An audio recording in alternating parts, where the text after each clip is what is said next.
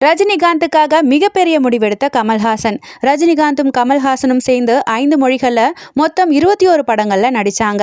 அதுக்கு பிறகு நிறைய திறமைகள் இருக்கிற நாம இனிமே தனித்தனியா நடிச்சாதான் வளர முடியும்னு பேசி 2 பேரும் பிரிஞ்சு நடிக்க ஆரம்பிச்சாங்க. அதை தொடர்ந்து உச்சத்துக்கும் போயிட்டாங்க. சூப்பர் ஸ்டாரா ரஜினிகாந்தும் விண்வெளி நாயகனா கமல்ஹாசனும் வேர்ல்டு வைடு ஃபேமஸ் ஆனாங்க.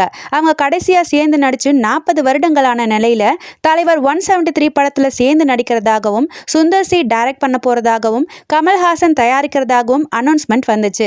ஆனா திடீர்னு சுந்தர் சி விலகுறேன்னு அறிக்கை விட்டு ஷாக் கொடுத்தாரு. ஆனா அதற்கான காரணம் இன்னும் சரியா தெரியல.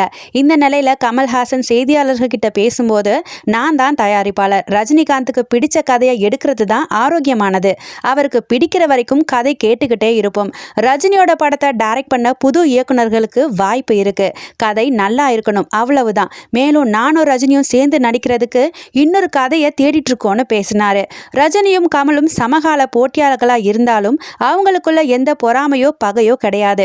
அந்த அளவுக்கு 2 பேரும் ஆதி காலத்துல இருந்தே நட்பு பாராட்டி வராங்க.